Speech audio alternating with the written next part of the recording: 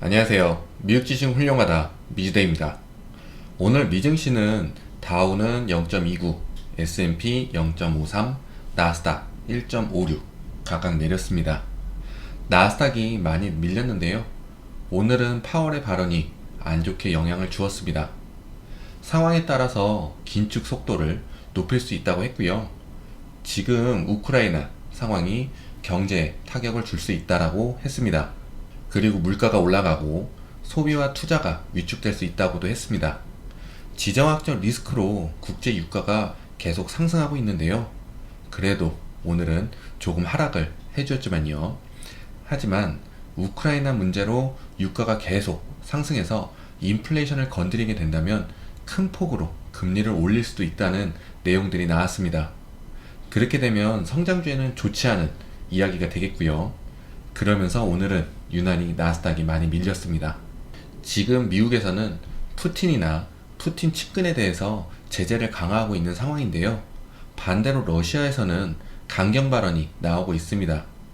러시아 외무부 장관은 작전을 계속 이어나갈 것이다 라고 했고요. 푸틴은 마크롱 프랑스 대통령과 대화를 나눴는데 목표를 달성할 때까지 멈추지 않을 것이다 라고 했습니다.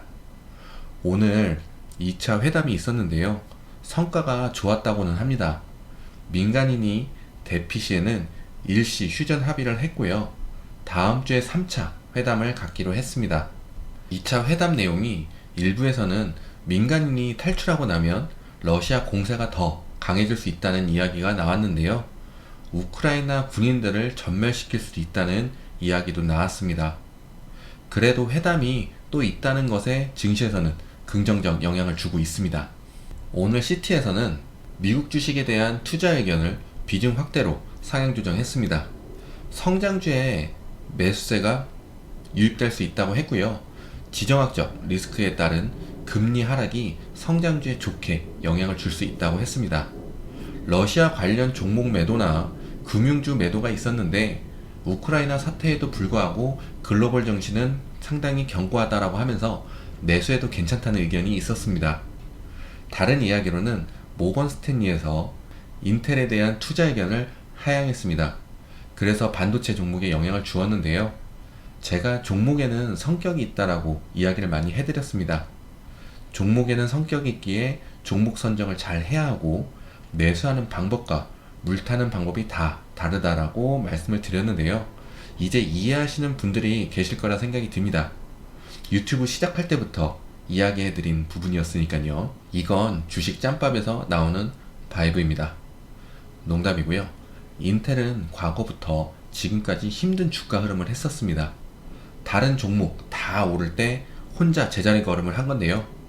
오늘 종가가 47달러 93센트인데 2003년에 대략 고가가 34달러 50센트 부근이었습니다. 우선 과거에서 지금까지 큰 상승이 없었으면 앞으로도 크게 기대하기는 어려운 종목들이 있습니다. 이런 종목들은 잘 생각하셔서 매수하시는 게 좋겠습니다. 요즘 증시가 변동성도 많고 지정학적 리스크에 원유 가격은 오르고 인플레이션, 곧 있을 금리 인상 이렇게 여러 이슈들이 많아서 쉽지 않은 장인데요. 먼저 차트 먼저 보여드리겠습니다. 이 차트는 미주율 멤버분께서 만들어 주신 건데요. 파란색이 2018년, 빨간색이 2022년 QQQ입니다. 눈으로 딱 봐도 꽤나 비슷하게 움직임을 하고 있는 모습이죠. 그리고 중간중간 안 좋은 패턴들이 눈에 들어오고요. 이 차트는 스파이 차트인데요. 캔들 차트로만 봐도 차트가 비슷하게 움직이고 있습니다. 지금은 이 구간에 와 있는데요. 차트상이라면 곧 하락이 올 수도 있는 것인데 아시다시피 100% 맞는 건 아닙니다. 하지만 지금 증시의 분위기가 너무 어수선하기도 하고 또 과연 지금 이 시기에 좋은 상승이 흘러나올 수 있을까 하는 생각이 들기도 하는 부분입니다. 지금 박스 구간에서 변동성이 계속 출현하고 있는데요. 이 박스권은 지난 영상에서 변동성이 많이 출현할 수 있는 자리라고 말씀드렸습니다. 과거에 변동성이 많이 나왔던 자리이기 때문입니다. 하여튼 그래서 변동성이 나오고 있는데요. 변동성이 조금 더 지속이 된다면 실망 매물이 출현할 수 있습니다. 그럼 이 부분이 될 수도 있겠죠. 하지만 우선 아직 증시는 괜찮다라고 말씀을 드리고요. 지금 이 상황에서 종목들의 추가적인 하락이 나와서 마지막 멘탈선 밑으로 빠지게 된다면 그때는 문제가 될 수 있지만 지금은 나름 잘 받쳐주는 종목들이 있어서 크게 걱정이 되는 부분은 아닙니다. 그리고 저의 플랜을 하나 말씀드리면, 만약 추가적 하락이 나오면 매수로 대응하시라고 말씀드리고 싶습니다. 제가 매수를 추천하거나 강요하는 부분은 아닙니다.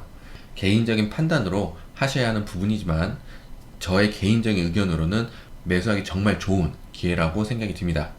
그리고 이번에 추가적인 하락이 나온다면 이 차트상의 흐름이 흘러나올 확률이 높습니다. 이건 차트 보시는 분들은 아실 텐데요. 저는 그냥 3단 권법이라고 합니다.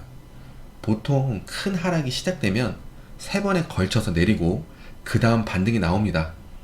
그 반등이 상승으로 계속 이어질지는 그때 가서 봐야 하지만 기본적으로 3번째 하락에서는 곧 반등이 나올 수 있다는 기대감이 흘러나올 수 있기 때문에 매수로 대응하는 게 맞습니다. 그리고 3번째 하락을 하고 추가적인 하락이 나온다면 그때는 또 다른 조정장으로 들어설 수 있기 때문에 그렇게 된다면 다시 상승장으로 돌아서는 데는 시간이 걸릴 수 있습니다. 그래서 하반기에는 그래도 괜찮은 주가 상승이 출현할 수 있다고 생각하는 저로서는 좋은 기회가 될 거라고 생각이 듭니다. 다시 말씀드리지만 하락 출현이 될 거라고 미리 말씀드리는 게 아니고 하락을 한다면 좋은 기회가 될 수 있다고 말씀드리는 부분입니다. 그리고 월가의 전설 캠피셔도 올 하반기에 강세장이 온다는 이야기를 하고 있는데요. 우선 미연준의 긴축, 가속화 우려와 금리 인상 속도에 대해서는 크게 중요하지 않다고 이야기했습니다. 경제가 기반이 되고 기업들의 실적이 따라와줘서 금리 인상의 명분만 확실하다면 문제 없을 것입니다. 그리고 올해 증시 붕괴에 대한 부분도 그렇게 생각하지 않는다고 말을 해주었고요. 이번 해에는 가치주나 중소형주도 힘들 것이라고 이야기도 해줬습니다. 지금 이런 하락 시점에서는 다시 말씀드리지만 기본에 충실하자. 기본에 충실해야 하는 장입니다. 빅테크, 우량주 쪽으로 해서 포트폴리오를 구성하는 한 해를 만들어야 합니다. 대신 종목도 중요하지만 좋은 자리에서 매수를 하고 내가 지금 매수를 잘하고 있는지 계속 확인하면서 운용을 하시면 좋겠습니다. 지수 체크하고 가겠습니다. S&P는 지금 계속 변동성을 만드는 구간에 들어서 있습니다. 나스닥도 역시 그렇고요. 변동성으로 인해 하락 추세선을 깨고 올라갈 수 있고 그럼 상승하나 하고 착각을 줄 수 있는데요. 그러면 추격 매수를 하는 일이 벌어질 수 있으니 이런 장에서는 무조건 하락할 때 좋은 자리에서 자신감 있게 매수로 대응하면 좋습니다. 위로는 단기적으로 4,425 위로 올라서는지 확인하시면 좋겠습니다. 그렇게 된다면 상승할 확률이 높아집니다. 테슬라입니다. 테슬라는 계속 200일선 위에서 맴돌고 있는 상황입니다. 지난주에는 200일선 밑으로 떨어졌다가 놀라서 금방 다시 올라서 준 상황이고요. 지금이라도 매수하고 싶으신 분들은 760불 부근. 근데 지난주에 있었던 긴 장대 양봉이 크게 마음에 들지는 않는 상황입니다. 만약 200일선 밑으로 하락 시에는 전저점이 만들어져 있는 상황이라서 또 끌고 내려갈 수 있기 때문입니다. 보통 차트쟁이들은 200일선 밑으로 해서 800불 밑으로 내리면 하방이 열려 있다 해서 조심해야 하는 구간이다라고 해석을 합니다. 전저점은 700불이었습니다. 매수 추천이나 강요는 절대 아닙니다. 개인의 판단으로 이루어져야 하는 부분입니다. 그리고 아직 텔라더 가지고 어떻게 해야 할지 고민하시는 분들 많으실 텐데요. 우선 이 종목을 계속 끌고 갈 것인지, 그래서 물을 타실 건지를 고민하셔야 합니다. 그리고 저는 주가의 흐름으로 말씀드립니다. 그래서 개인적으로 판단을 하시고 물을 타셔서 평단을 낮추면서 시간과의 싸움을 시작하시면 되겠습니다. 약간 늦은 감은 있는데 만약 평단이 140 위에 있으신 분들은 지금 물을 타실 기회입니다. 지난 저점이 58불 근처인데요. 50불 가까이에서는 매수하시는 매물대가 맞습니다. 근데 추가 하락이 있을 수 있으니 다음 매물대를 말씀드리겠습니다. 다음 매물대는 27불 50전, 30불에 가까이입니다. 중간에 얇은 지지선이 있긴 하지만 밈주식처럼 상승했다가 하락하는 종목은 최대한 멀리 해서 물타기를 하셔야 합니다. 그래서 30불 근처에서 물을 타시고 추가 하락 시에는 10불 근처로 진입이 가능하니 잘 판단하셔서 운용을 하시면 좋겠습니다. 기업 분석이 기반이 되어야겠죠. 그리고 만약 자신이 없다 하시는 분들은, 그리고 손절도 자신이 없다 하시는 분들은 신경 쓰지 마시고 다른 종목을 빨리 매수해서 그 종목으로 마이너스를 줄여나가시는 방법을 택하시는 것도 하나의 방법입니다. 제가 개인적으로 텔라덕과 인연이 깊은데 힘들어 하시는 분들이 계셔서 말씀드렸습니다.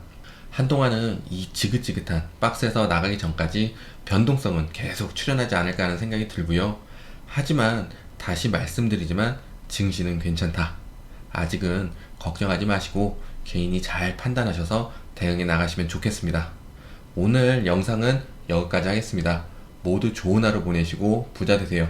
고맙습니다. 안녕.